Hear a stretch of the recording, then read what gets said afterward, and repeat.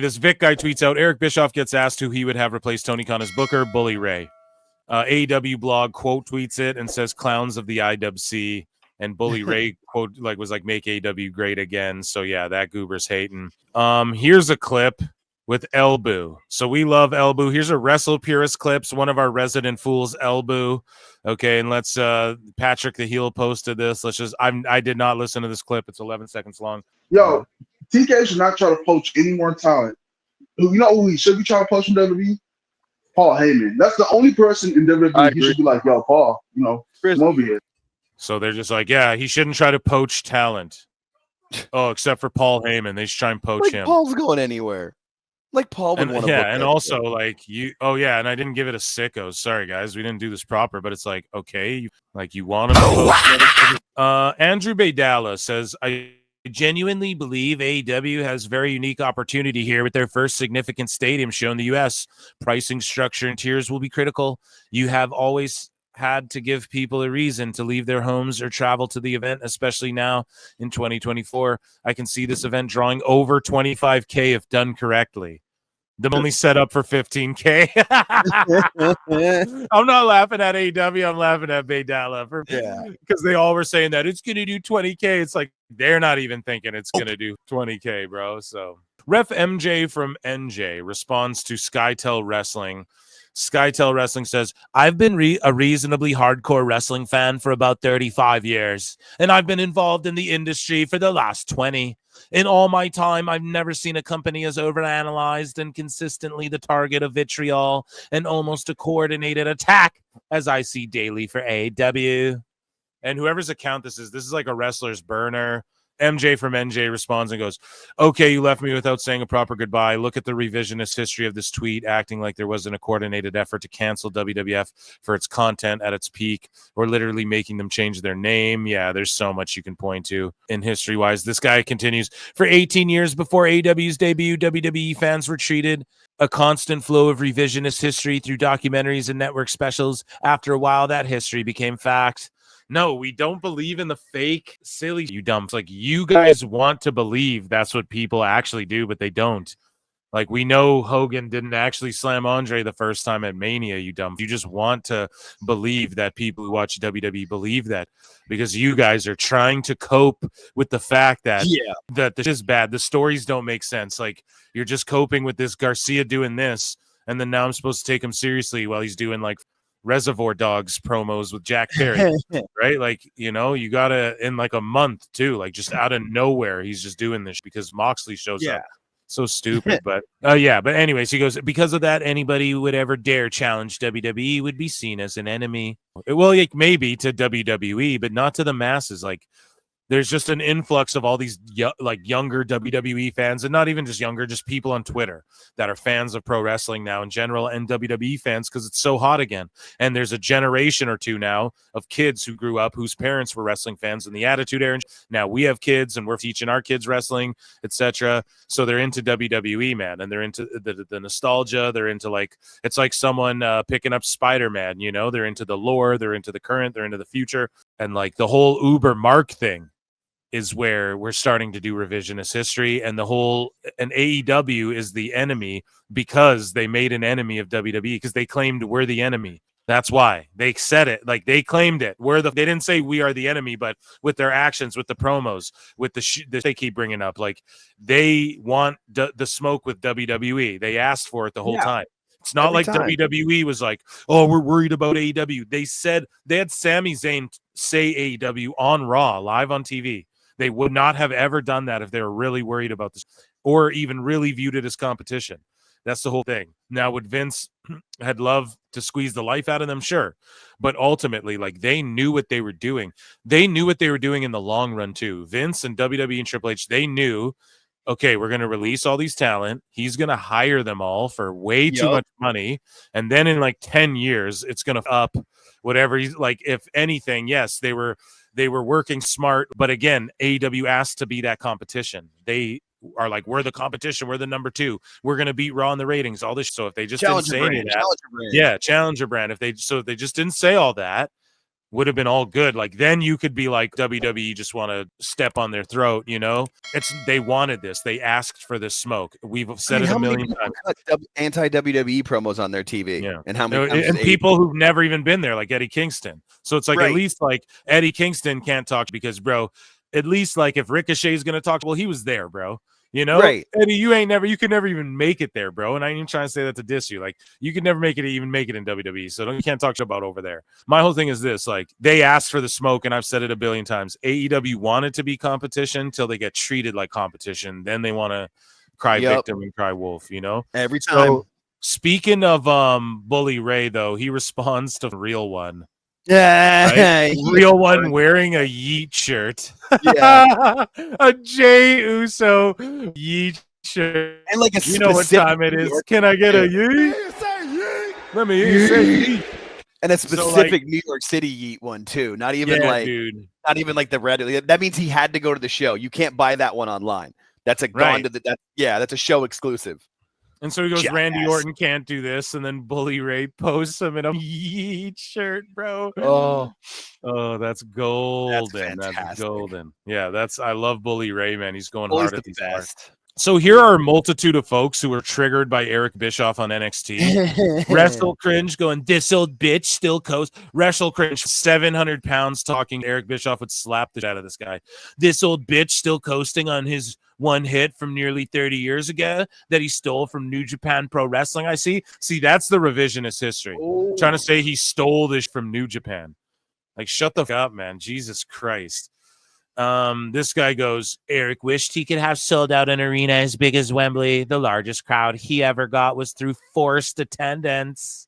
So this guy goes, this is the cringiest thing I've seen all week. Eric Bischoff on NXT. And then this guy responds to, this garbage rolled on air right after Family Feud. First time watching. Couldn't stomach 5 minutes. Who said this is better than AEW? By God. This person 100% is lying. You know? Right. Beggs McCracken, they're lying. That's not true. It's not their first time watching. And that's where it gets just gross and goobery. Liar! Tell us what you know, you goddamn liar!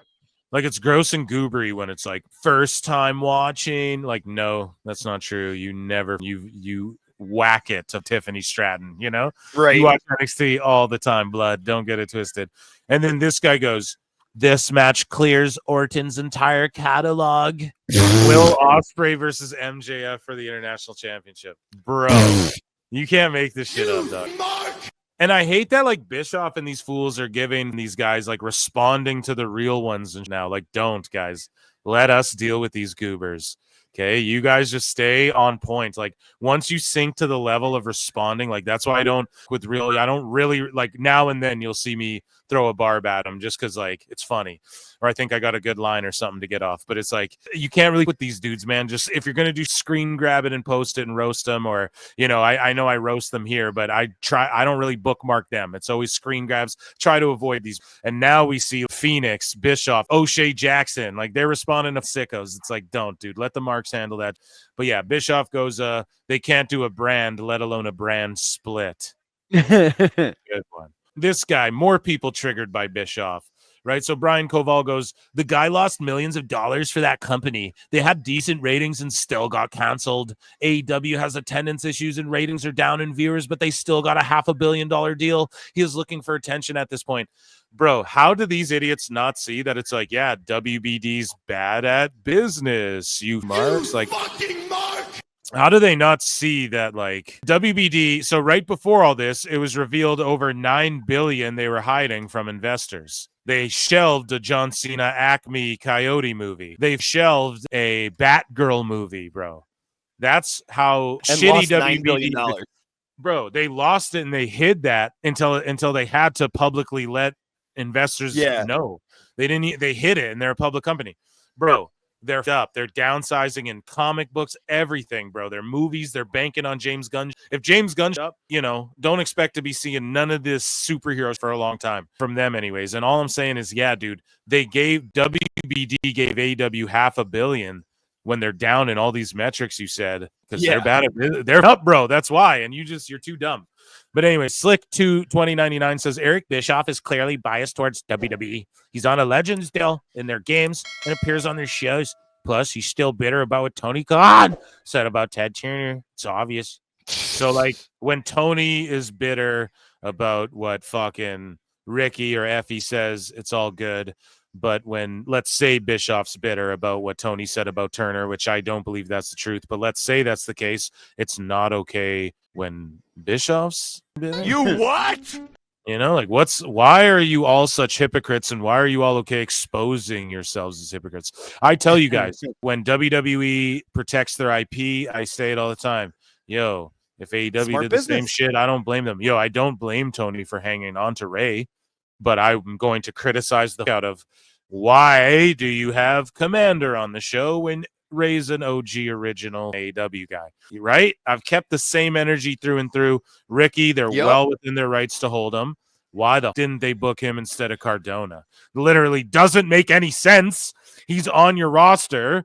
You could have just booked Ricky instead of Cardona there, which is crazy. That is honestly one of the craziest things ever in the history of pro wrestling, I think, is what Tony just did with GCW and Ricky and Cardona. I think that's one of the craziest things ever, like ever in wrestling. I truly think so, but I don't know if anyone will look at it that way or if I'm just an uber sicko, but it's just beyond petty is what it is. So Awful Wrestling says, instead of writing cohesive episodic TV, Tony spends his time commenting on quote tweets from randoms. So here's Tony Khan. This guy goes, he's so cringy. And then Tony Khan goes, why is me tweeting about the movies I saw around Christmas time? As a 12-year-old kid, so cringy. I'd be happy to take your constructive feedback. What makes your tweets better than mine? And what's silly to me is that, like, bro, you're happy to take constructive feedback. I agree. This guy's a douche for calling you cringy about your Christmas movie picks, right? But why are you worried about this guy criticizing your Christmas movie choices and not your wrestling show? Like, why isn't he under my tweets going, hey, why is the Continental Classic when I have two guys from the same league that are able to win? And then I can explain to him, well, because why is there leagues in the first place then? Like, you just ruined the only compelling thing is that we know it's going to be one guy from each side. It seems like you just up your book, right? You know what I mean? So he'll respond to this random mark because he's offended about his Christmas movies, but he won't respond to a random mark like Phil Marks to be like, hey, I'll be happy to take your constructive feedback on, like, how am I up this booking thing, but he won't do that. So he'll take feedback on his Christmas movie list, but he won't take feedback on the show that'll actually matter.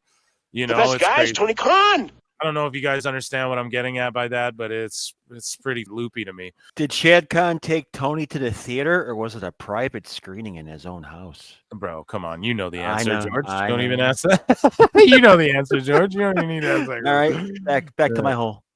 And then look at this guy, too. Like, the dude who called him cringy. Got a foot fetish or something, boys. So JD says LMAO last year, 845,000 viewers and 0.26 in the demo. The dream team of Tony and Will killing the company week by week. It's where the best wrestle, though, and where the fans couldn't be bothered to give it. Real One says, someone want to tell them Dynamite aired live at 5 p.m. on the West Coast. Yeah, bro, I don't know. Crying to your Jimmy Uso shirt. How about that? Pro Wrestle Counselor responds to Elbu. So Elbu, like, keeps blaming the crowd. We've been chronicling it here on the show, right? Elbu keeps blaming the crowd, and so is Tony Khan. And it's funny because they're always like, it's like a coordinated attack. Meanwhile, they all have the same coordinated talking points for every issue that plagues AEW. It's quite ironic. So Wheeler Drain Bamager says, Wheeler Yuta tried to break his leg, so Hangman bashed his head repeatedly in the corner. LMFAO Relentless Hanger rules. And then Ibu's like, why is this crowd so quiet, bro? Because it sucks, and Matt Hardy does that move, and no one cares. Shut up, because the show sucks. Why do you think it's because there's 10 people in a 10,000 seat building? Why do you think it sucks, bro? And then they're going to blame the people, and that never works. Disney, all these companies, they blame fans for a movie bombing before the movie even comes out, and then it bombs, and then they wonder why. Okay? Stop blaming the people, bro. It's not the people. I did it for the people, okay? It's not about them. It's about this that you guys are trying to tell is good that you can't convince. As Tony Khan says, we can't convince everyone. Well, you got Elboo convinced. Dav GWP is literally a scumbag, scum of the fucking earth. This guy goes, free Rey Fenix and Ricky Starks, and then Dav goes, I hope he keeps them forever. Just literally, like, he's such a scummy person. This Brian Alvarez is like, Raw 1.907, Drain Bamager. Looking at AEW's upward trajectory and WWE's downward trajectory, bro, look at this back from 2021. If Vince doesn't wake up and soon fixes his product, one day, maybe as soon as end of 2021, the Raw Dynamite ratings will collide and eventually Dynamite will surpass them. That day will be glorious. See, that day never came because you guys talked before it happened. Guys, Tony Khan. That's the thing with Phil. I get excited. Sometimes I got to stop myself on the air. I'm like, oh, I want to tell you guys this and this. You got to chill sometimes. Some things you got to play those cards close. And you guys talked too much before it happened. And it was y'all talking this. If the fans were just talking this, but Drain Bamagers for sure the burner of someone who works there. But like y'all were talking. So that's why it blew up in your face. And now y'all are so angry. That day will be glorious. Okay, your glory day didn't come. Now I'm so sick of the WWE. So AEW Neckbeards tweets out, wrestling fan for 35 years, worked in industry for 20. I'll take potpourri of lies for 600, Alex. Yeah, so this guy here, like we already covered his. He's like, oh, I worked in the business. The TV product has been reasonably consistent for the last year or so. The pay-per-views are consistently among the best the industry has ever seen. No, this is Jack Perry's burner, bro. The weekly live turnout is the best American non-WWE crowds in about 24 years. Like, this is an Observer readers, Right, spewing Dave's nonsense back. Yeah. But none of the perception issues will ever change as long as the machine rallies its troops against them. So, like, oh, they got $500 million, so they're not a machine. The machine rallies the troops. No, bro. They're just putting on a better show than you dumb. Right? Bro, it's so simple to see. Like, it's terrible because I was fanning them, bro. I was fanning them like, bro, it's like I'm saying like, yo, you need to change this. You need like just listen to other better people, Tony Khan. It's the glaringest, most obvious issue. It's just Tony sucks at booking, bro. Yeah, it's that simple. It's just that simple. Change that, and then I bet a bunch of will get better. Sol Ruka doing crazy right now. Anyways, moving along. AR Gold is a traitor. And then AIR Gold says, Tony Khan never truly understood how big of a star Kenny Omega was. Yeah, you're just saying Phil Marks now, trying to get clicks.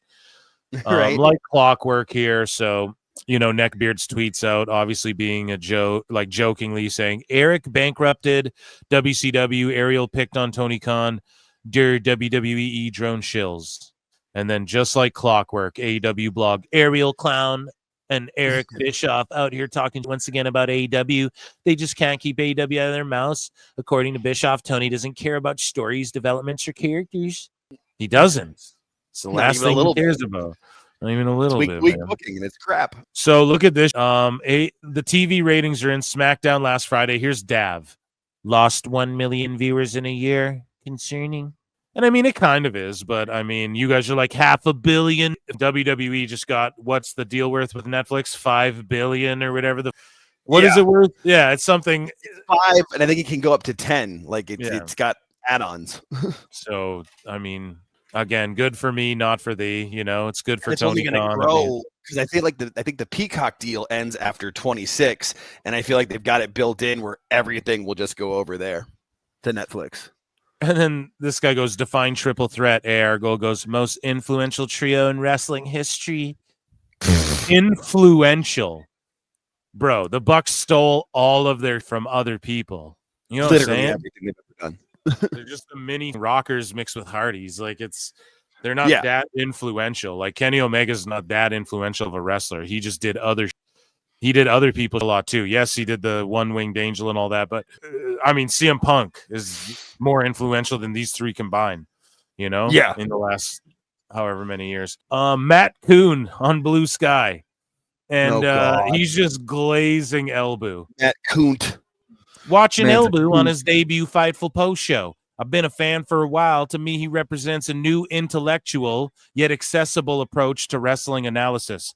How by gatekeeping and saying that he could book, literally, he says, I literally could book NXT better than HBK. That's the opposite of intellectual, and that is not accessible to anyone because no one can fathom that. He's a mark who wishes he had a job for a wrestling company and you're going to tell me that's accessible. He has an accessible approach in his Raw reviews and his wrestling analysis, and it's intellectual. To say that Triple H opted out of some because of his heart condition, or it was his way out of WWE, was an excuse, his heart condition, and then to say things like, I could literally book NXT better than HBK. That's intellectual. And that WWE getting good again was bad for wrestling. Or Matt Kuhn, you just ruined all your credibility, and you're trying to Will Washington a job with these people.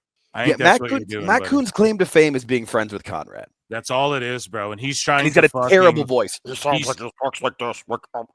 He's trying to get a job with AEW. Oh, hello! All these people, they all are trying to gimmick work their way like Will Washington did. It just really is at the end of the day. I'm so sorry. Coming in like but it's the fucking truth. And then SRS reposted, of course. But yeah, ridiculously insightful and well thought out opinions about wrestling. Fightful and SRS do it again. Crazy, man. That type of glazing, it's embarrassing, man. Effie, he had this to say. I think we covered it before, but he had this to say about Tony Khan. He goes, the statement I made about that seemingly was what pissed him off, was about his dad paying him to stay away. And I think those words were appointed. And to clarify, I would like to say that I don't think that Tony Khan has ever been the best person that interviewed for a job, and that's why he's got it. I think he's been given a lot of positions in companies his father owns. I think he's been given a lot of fluff PR positions. I do not think that he was ever the best technical person for any of the jobs that he has listed. I think the first time he ever actually did any real work was firing Punk, blah, blah, blah. We covered it, right? And then this guy says, I think Tony Khan should buy GCW Wrestling so he can fire Effie, Jeff Jarrett style. I think he's more known for the demographic he serves than the wrestling he does, which is why GCW is his ceiling. I think he's bitter that he'll never wrestle for a major. I don't know. But yeah, he'll never wrestle for WWE. That's fine. Yeah, but just to say dumb shit like, I hope he buys GCW just to fire him. So you guys want Vince McMahon back. What? Yup. You guys want Vince back. You guys never, Vince is a Pete. You guys never, it's a cult, bro. They don't actually believe anything they say. It's just defend Tony. Just defend Tony. It's the goofiest ever. To cheer us up, here's some nice sicko action. Here's Hendry doing a duet here with a little girl.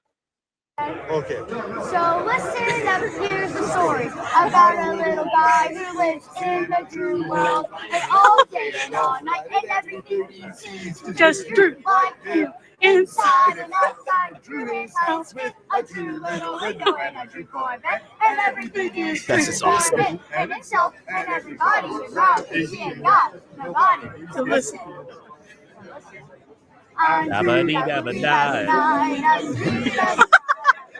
This is great.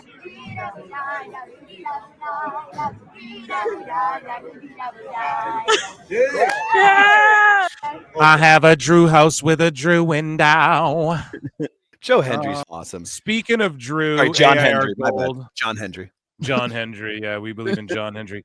AIR Gold goes, I loved Raw tonight. One of the best wrestling shows all year. Dude needs Christmas money bad, guys. Right. Your guy here. You know what I mean, dude? Yeah, he's switching up because now he knows all of his followers will just rage engage with it, and then when that wave's over, he'll just switch to the, it's just always, it's just disingenuous, man. It's up. But this BJ Bethel guy, this is Tony Khan's legit lifelong friend, man. This guy's a goober. And he goes, I guess Shad ran the company for 5 years and got them a $750 million TV deal. And then this guy's like, I've been involved with enough companies and organizations that have nepotism. A lot of times it's awful where someone becomes a partner to a law firm because their dad is a partner and they're a moron. With AEW, Tony has created $1 billion company. Dude, these people are, and all these people, just embarrassing. They try to gatekeep. They're like, trust me, I know a lot about these companies. Kate Fightful, I'm an expert PR marketer, and let me tell Triple H what to do. And this guy, we've all ran into it. Nepotism is awful. This BJ Bethel guy. Meanwhile, is Tony sending you checks, bro? Like, you're benefiting from the nepotism too, you dumb. And seriously. For real. And like, these people always try. I've been a wrestling fan for 35 years. I worked in the business for It's like, bro, shut the fuck up. You know what I mean? Just say what you're trying to say. And so, yeah, BJ Bethel's like, nepotism's awful. Tony used his family connections to make $1 billion. So he used his nepotism to make $1 billion company. Right? Like, nepotism's awful, but Tony used his family connections. Right. Oh, so this is exactly the problem. Like, you're such a dumb. You think nepotism just means like a monetary, like it's a dollar sign. Like, no, bro. Right. Just some people call it privilege. There's different terms, but he used his family's connections. Oh, so his dad's a billionaire. His family's billionaires, and he used his billionaire and millionaire connections to start $1 billion company, and that's not nepotism. His job on the Jaguars isn't nepotism. It's crazy. Or And the company that he started, they always the- put that company over, and it's like, Oh, you and don't to- think Chad funded that company? And Tony drastically improved a corrupt industry. How? How did he improve with NDAs, with Kylie Ray and Jericho, with people fighting backstage? Oh, it's such a corrupt industry. People are just fighting backstage by overpaying talent, by drowning out GCW and other, by doing this with Effie and all. It's so crazy, man. He just made a bunch of wrestlers millionaires. That's what he did. Okay. And good for him and good for them. Yep. It's not like he helped anything. Like every company attached to him, New Japan, Stardom, Ring of Honor, and AEW were all cold as why? Oh, it's just because the E-drones were like, we're just going to hate everything, even New Japan. You marks aren't watching New Japan either. The numbers tell us that. So I don't know, dude. And aren't they doing like isn't there a New Japan show coming into the US soon that did like 1,700 tickets? Woo. I saw that. I saw this, and this West guy, he followed me, so I followed him, and people are like, bro, you're going to see this guy's tweets, and they're going to piss you off, and you're going to unfollow.